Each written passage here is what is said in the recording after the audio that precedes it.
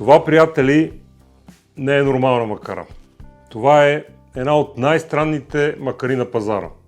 Индустриален дизайн, груба работа, висока цена и въпреки това култов статус. Ван Стайл е макара, която или заобичваш, или намразваш. И днес ще разберем защо няма почти нищо общо с Shimano и Daiwa, дори и отвътре. Ван Стайл е марка с съвсем различна философия, създадена първоначално за соленоводен риболов в екстремни условия. Това е причината много хора да се изненадват, когато я видят и пипнат за първи път. И честно казано, първото нещо, което ме изненада, когато я хванах за първи път в ръка, не беше това, което очаквах. А сега, преди да започна с подробностите, ако за първи път попадаш тук в този канал, може би вече ме познаваш, но от основния ми канал Vanco Craft Fishing. А това тук е новият канал Vanco Shop, който е с техническа насоченост и тук на фокус са тъкъмите, примамките, екипировката, аксесуарите, изобщо всичко, което е леко страни от риболова. Тези неща обаче правят разликата между обикновения риболовец и по-задълбочения, така че ако си фен, удари един лайк и се абонирай с камбанката, за да получаваш известие, когато кача ново видео. Защо избрах да правя ревю на Ван Стайл? Това, приятели, не е рекламно видео. От чисто любопитство взех 2 бройки за Vanco Shop, просто защото много отдавна изпитвам любопитство да видя на живо и да пипна макара на тази марка. Винаги ми е била някакси мистериозна, а както разбрах и на голяма част от вас, и това е причината за настоящото видео. Тръгнах нещо малко наопаки, връткаме тук пред вас, а сега ще трябва да я върна в кутията, за да я направим анбоксинг и да споделя първи впечатления. Доста голяма е кутията, на която пише спецификации, като първата, която забелязвам, е, че е високооборотна 6,3 към 1, което е нормално, предвид, че изначално е за морски риболов. Ван Стайл е американска марка, като за добро или лошо, производството е изнесено в Китай, има си надпис Made in China. Защо казвам за добро или за лошо? За лошо е ясно защо, а за добро, защото изнесеното в Китай производство, когато е под контрол на бранда производител, не е по-лошо, единствено е по-евтино. Доказателства бол, като се започне от продуктите на Apple. Хайде сега да отваряме голямата кутия. Кълъвче, голямо, отвътре мекичко. Пластмасов ключ за отваряне и обслужване, малко по-късно във видеото ще го пробваме. Добре, че е пластмасов, за да не наранява макарата. Дръжка, която разбира се навива директно в короната. Самата макара оставяме малко страни. А тук сега едни пликчета с едни части, които не са резервни части в нормалния смисъл на думата, а това са едни специални тунинг части за един много специфичен тунинг, който е много интересен и след малко ще го разберете. Тук има една гумичка за разбата, където се навива дръжката, махам я и оставам в кутията и слагам последната на страна. И сега навивам вече дръжката в макарата. Първото усещане е за нещо много индустриално. Почти всичко по макарата, да не казвам всичко, е метално, включително ротора, раменцата на бигела, ноба на шпулата. Само ноба на дръжката, който хващаме с ръка, е от някакъв композит. Но дори неговата капачка е метална. Със сигурност по тази макара има много повече метални части от всички, които съм виждал. Второто усещане, когато вече я завъртя, е, че въртенето далеч не е толкова гладко, колкото на познатите ми високи класове на Daiwa и Shimano. Сравняваме тук с един Twin Power Saltwater, който върти изключително гладко и мазно, докато тук усещането е за нещо много грубо. И веднага си задаваме въпроса при макара от този ценови клас, в която е вложен толкова много метал, явно и труд и инженеринг, толкова ли не можаха да направят да върти по-гладко? Ами може би нарочно не са го направили и целта е била съвсем друга.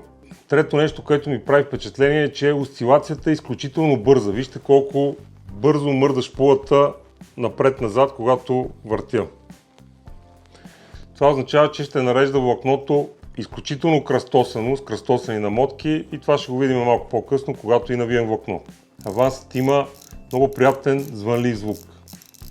Аз забравих да спомена, че всъщност ние разглеждаме един от моделите на марката, който е VR50. 50 е размера. Има и други по-скъпи модели, с които не съм запознат.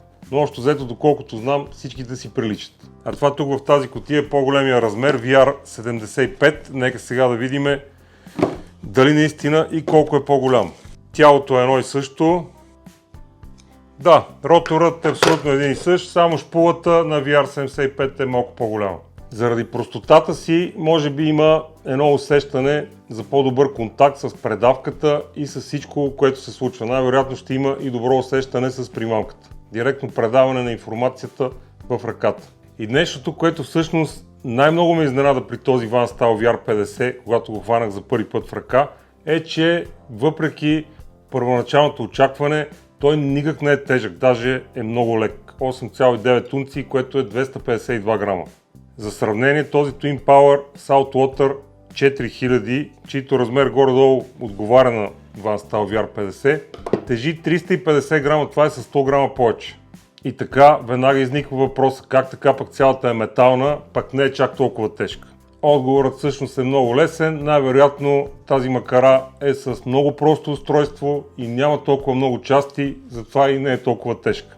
А простото устройство означава здравина и надежност. Разбира се, за сметка на други неща, като гладкост и лекота на въртене и добро влакнонареждане, например. Друго интересно нещо при тази макара, което в първия момент доста стряска и започваме да си мислим, че става дума за дефект, е бигела. Отваряме го, започваме да въртим и той не се затваря. Спокойно, няма никакъв проблем, просто VanStyle е макара за риболовци, които знаят за какво става дума, знаят как да работят и си затварят бигела ръчно. Аз лично, когато ловя след замятане, винаги затварям бигела на ръка, никога с дръжката на макарата. И ще бъда благодарен, ако напишеш долу в коментарите как затваряш бигела ти с завъртане на дръжката или на ръка. Опростеният механизъм също би следвало да дава и един по-добър цялостен контакт с примамка, риба и каквото е там от другата страна. И всъщност точно тук, след тези неща, които казах, започва да се разбира и философията, която стои зад макарите VanStyle. А тя включва здравина и надежност вместо гладкост и приятно усещане при въртене. Простота на механиката за по-голяма здравина и дълговечност, а също и до ракоустойчивост, както се казва, с намален риск от повреди при неправилна употреба. Наблегнато е на водозащитата, както и на защитата от пясък и други вредни материали.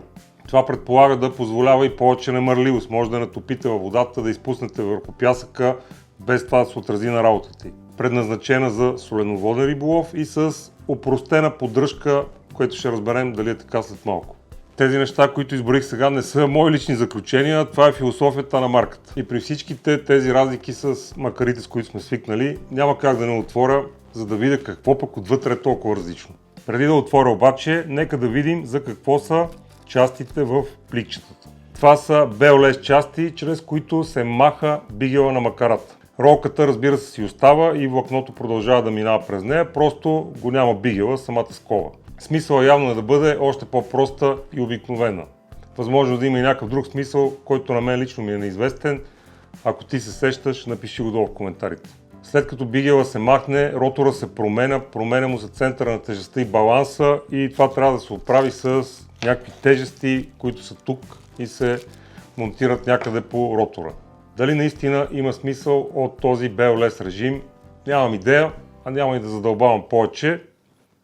Продължавам с отварянето на макарата.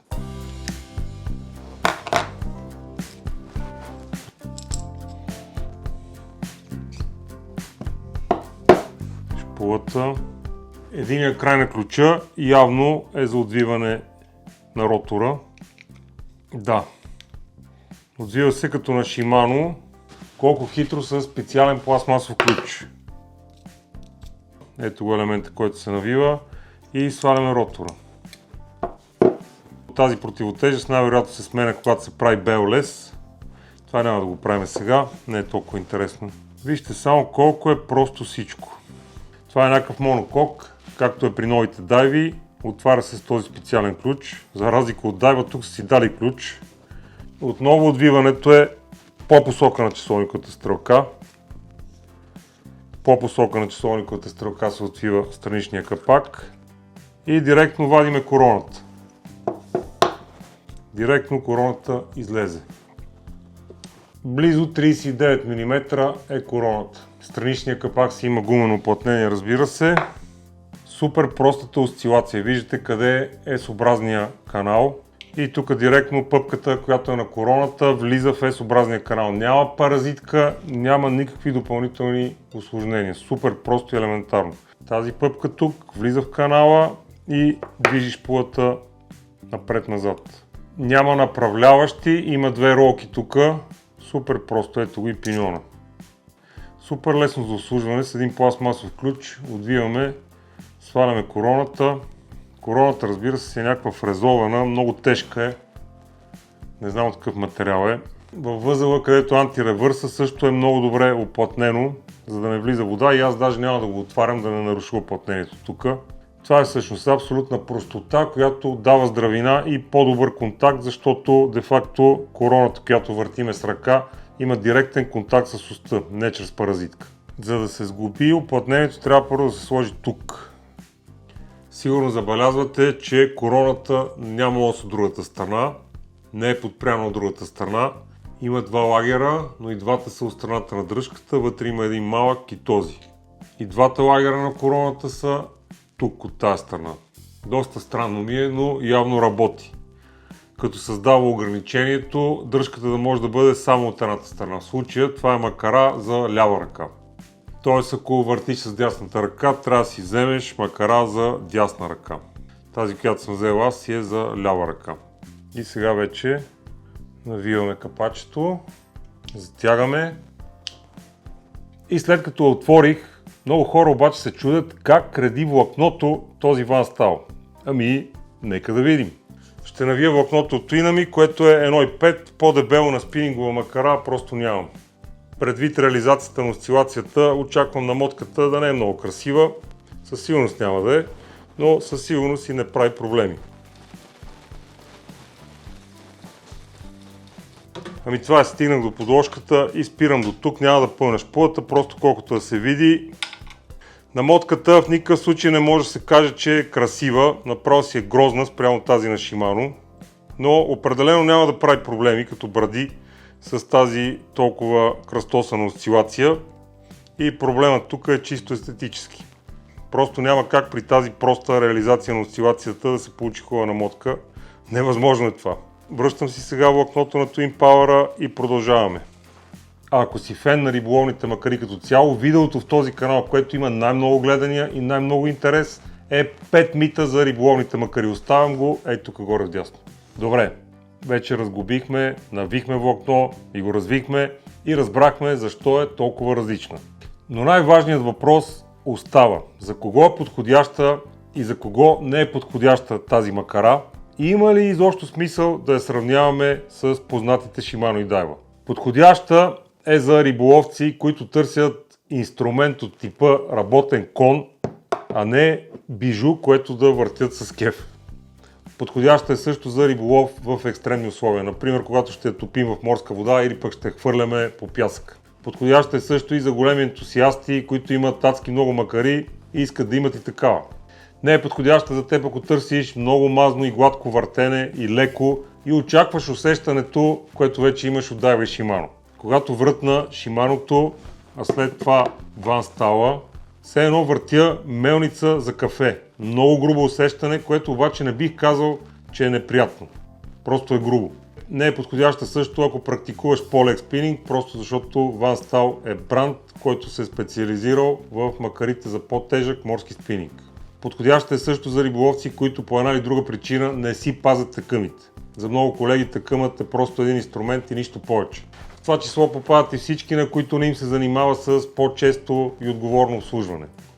С две думи, Ванстал не е за всеки. Това е макара за риболовци, които не се вълнуват чак толкова от гладкостта на въртенето, начина на нареждане на влакното и други такива екстри, а търсят един здрав работен кон, който да даде максимална надежност и безпроблемност и директно усещане. И в заключение ще кажа, че Ванстал не е по-добра макара от Daiwa и Shimano, но е по-различна. Аз лично няма да си взема за себе си макара Ванстал, защото практикувам предимно сладководен по-лек спининг.